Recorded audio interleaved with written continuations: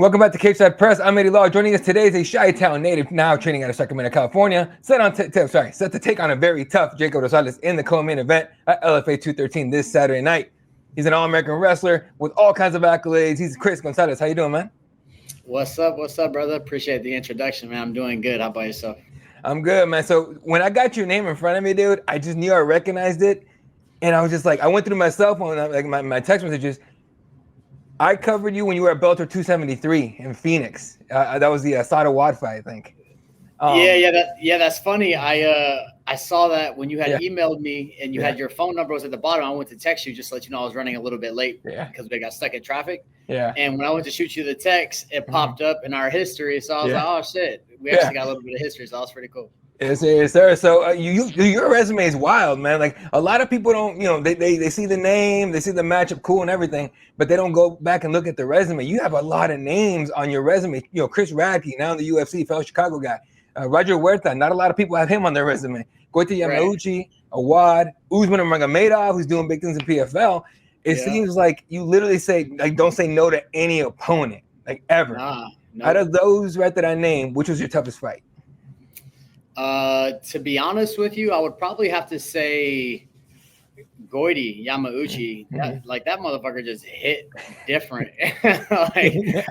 He just hit different. And I mean, he's got that Brazilian, those Brazilian supplements flowing through him, I'm sure. But you know what I mean? You can just tell when somebody's different, man. Like he had a different kind of strength, like an abnormal type of strength going on. But I mean, I would say that one, the Usman fight, nothing really happened. He caught me in a choke. Yeah. He caught me in the choke early. We were pretty dry. I got stuck up against the cage. That was more annoying than anything else. And then he tested positive himself, like a fight right after that. So I'm sure he was juiced up, prior to that also. But it is what it is. Dude, you kind of got caught in that midway, right? Of eras in MMA with, back in the day, all these guys are juicing like crazy. Right. And then you got, USADA coming in, all these other promotions are like, we need to start testing our guys.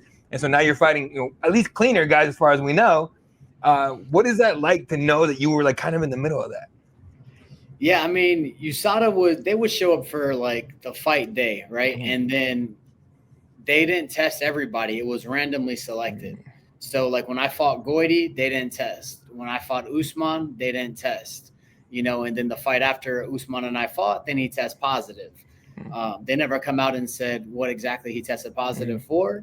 They said he had a prescription. So, I mean, I contested it. I was like, look, if he's got a prescription, we just got to backdate it. I'm sure he had a prescription for our fight too.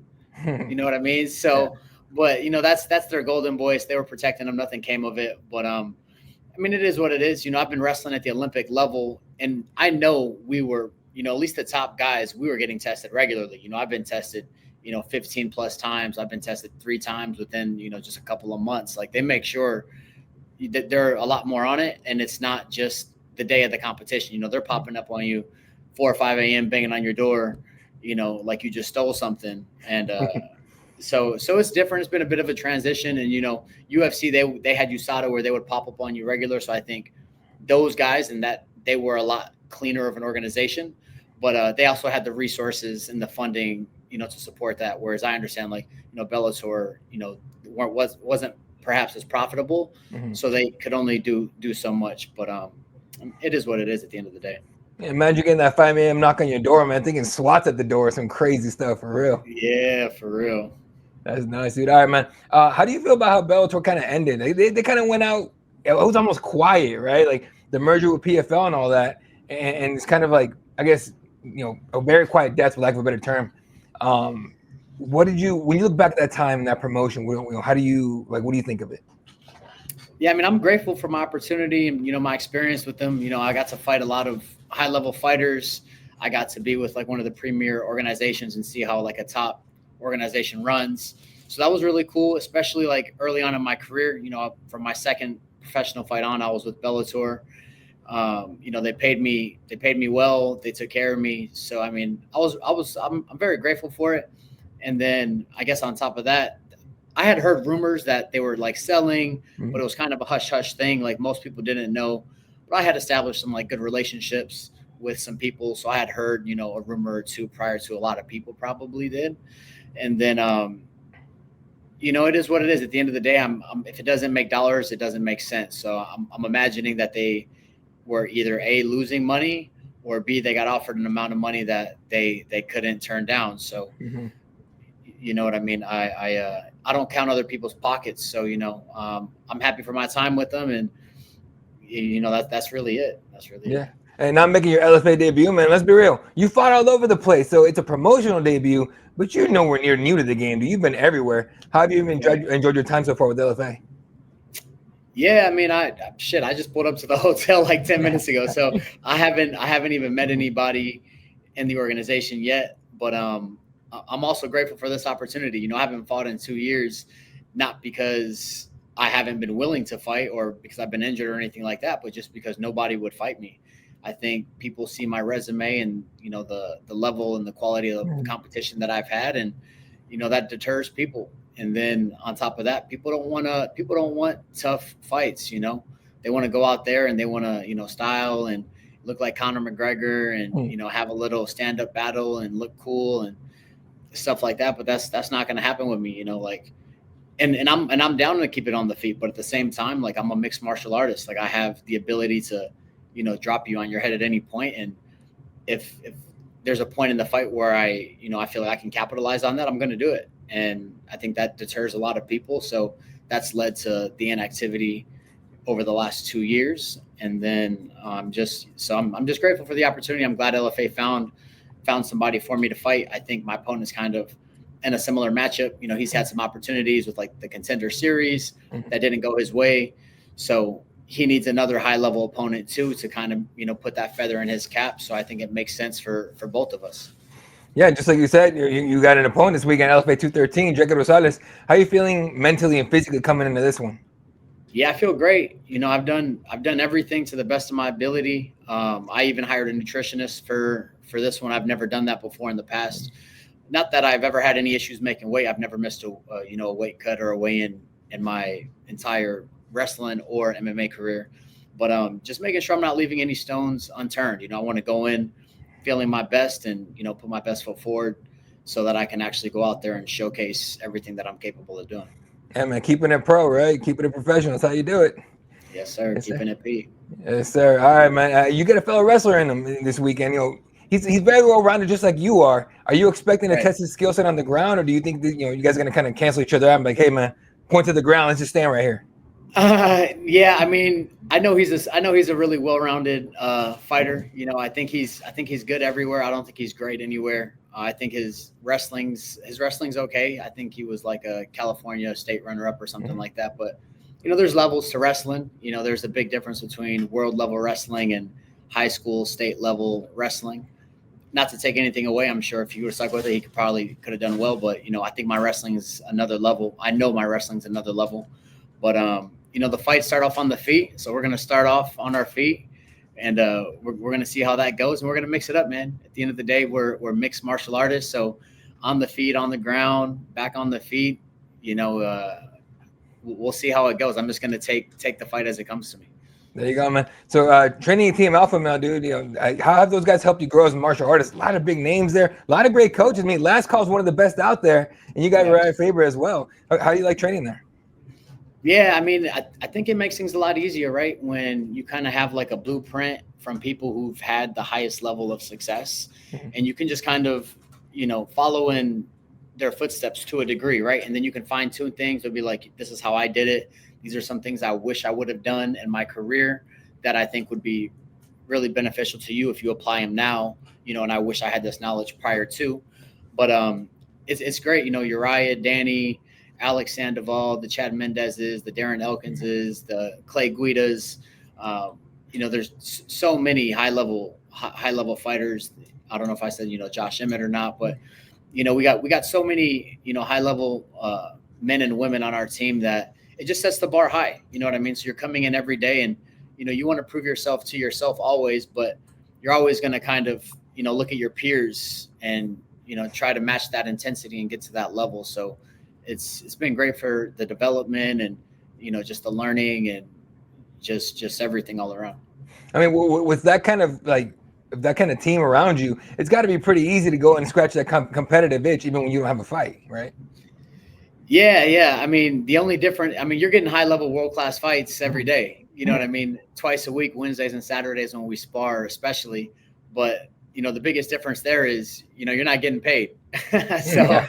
so at the end of the day, as much as I love training and I love competing, it's a job. It's a job, and I got mouths to feed, I got bills to pay, and you know, training is cool and all, but at the end of the day, you want to reap the fruits of your labor. So the last 2 years have been a bit rough. I've had a lot of stuff going on even outside of the cage that's been pretty frustrating, but just trying to stay the course. Just find things to kind of keep you focused and goals to work towards is super important. I think especially as athletes, when things aren't going your way, it's easy to kind of just like fall off that cliff, and it's a slippery slope. You know what I mean? Like one thing goes bad, it starts to snowball. You can start beating yourself up. You can start doing the wrong things. And a lot of us, when we're not active, we can be detriments to ourselves, myself included. I know I can be. So it's always important for me to have something that I'm working towards. And I was able to go back to school. I'm finishing my degree, graduating next semester, which is cool. You can't fight forever. I'm in my prime, but at the same time, I'm coming off a 2-year hiatus where I feel like I kind of not wasted, but as far as athletically goes, I wasted 2 years. So just making sure that I'm always working towards something, and staying in the gym also, just so if an opportunity such as the one I have in front of me presents itself, I can capitalize. Hey, big opportunity, especially 2 years away.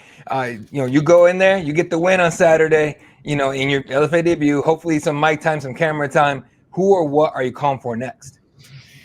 Yeah, I think I'm ready for that call up, man. I'm calling up. I'm calling for Dana. I'm calling for Mick Maynard, Sean Shelby. Rosales has been on the Contender Series twice, so I know he's been on their radar. I think both of the guys that beat him actually got the call up. I had another fight lined up last summer, actually against a cat, another high level fighter, and I was under the impression that winner of that was going to be the next man up. And the week before the fight, he got the call up on a short notice opportunity. So they kind of swiped my opponent and added to my inactivity a little bit, but I get it. That's what we were fighting for. And, he had the opportunity and he seized it. And he's actually, I want to say 2 or 3-0, Chris Padilla. So, yes, sir. I'll be, maybe I'll be calling Chris Padilla out, and hopefully we can make that matchup that they kind of took from me. Hey, the fight that never happened, make it happen in the UFC. Why not? Yeah, why not? Let's do it. All right, man. A few quick fire ones here. We'll get you on your way. Outside of fighting, what's the most important thing for you? Yeah, just staying focused, just staying busy. Right now it's school. I'm locked in with school and just handling my responsibilities, just setting myself up for life after fighting. So outside of training, you'll catch me in the books or working. And that's really it. It's usually work, train, school, sleep, repeat. So I mean that's pretty much what it is. There you go. That planning for after your career, did that start a while ago, or is that something pretty recent? Yeah, no, I mean, I think, I was a D1 athlete, and I was a D1 wrestler. So I was always doing like school and sports simultaneously. And then, and you hear all of these, retired athletes, like, oh, I wish I would have, done something to set myself up for life after whatever sport they're playing, whether it's baseball, basketball, wrestling, football, MMA. And so just trying to be cognizant of that, like the money comes when it comes, it's good and it's fast, but it goes faster. Right. And I want to be able to make sure that, I create this lifestyle and, I'm living this certain kind of lifestyle that I can maintain it after that fighting money stops coming in. So it's something that I think it's in you. It's not really on you. So it's something that I've always kind of been working towards. There you go, man. Who's your biggest supporter in your MMA journey so far? Oh, bro. It's so many people. I got so many great friends and that are just super supportive, whether it's, just like verbal or just, talking to you, saying the right things, from my boy, Alex Abels, my boy, Jim Clark over at Tower Legal, who's been, a great asset for me. And so many other people that, from my coaches, Uriah, Danny Castillo, I got Joey Rodriguez with me, who's one of the best boxing coaches in the game. Amadeo Novella over at Capital Strength and Performance. And then it's a laundry list. So, I mean, I can't really single out one individual, even all my teammates who where they're on a day-to-day basis putting in the work and sacrificing their time and their bodies for me. But yeah, it takes a village, and I appreciate all of them. So yeah. There you go, man. Who's your favorite combat sports athlete of all time? Favorite combat sports. All right, so I think the best combat sports athlete of all time, hands down, would be John Jones. But my favorite would have to be GSP, just as far as putting it all together, life inside the cage, outside the cage. So those two, I think John Jones is the baddest man to ever do it, and then I think GSP's, the GOAT for just like cumulative when you put it all together. That makes sense, dude. All right, what's the coolest thing about Chicago that you miss? Honestly, just the people. I think the energy out there, that Midwest hospitality, is just a little bit different. I remember when I first came to Cali, and it was a bit of an adjustment, like in Chicago, like if somebody rocks with you or they don't, you'll know right away pretty quick. Yeah. Whereas like in California, I felt like, you could have sometimes a 10, 15-minute conversation with somebody and walk away wondering like, are we cool? They're just, yeah. So, just the people really. And then my mom's cooking. My mom can throw down in the kitchen. So I'd probably say just the people and then the home cooking. All right, man. On Saturday night, what can the fans expect from CG? Yeah, man, they can expect to see 2 years of controlled aggression finally released. So make sure you tune in to see all the new tools that we're putting in the toolbox, and just get ready for fireworks. I'm coming in here to make a statement, and I'm just gonna let the fight talk for itself. There you go. You heard it here, folks. Don't miss it. The evolution of Chris Gonzalez coming in on Saturday night. LFA 213 this Saturday night against Jacob Rosales from Lemoore, California at the Tashi Palace Casino Resort. Tickets available at LFA.com through Ticketmaster, broadcasting live on UFC Fight Pass. Ladies and gentlemen, CG and his boy. Who is that? Oh, yeah. We got my dogs over here. Hey, they're doing security. My dog sitter fell through, and I ended up just bringing them with me. So. Oh, that's the best, though, man. That's the best. Yeah, no, I love it. Honestly, they're probably my biggest supporters. Yeah. That unconditional love, you know what I mean? There you go. All right, but hey, best of luck. Appreciate the time, man. We'll see. We'll watch you on Saturday. Yes, sir. Appreciate you, Eddie.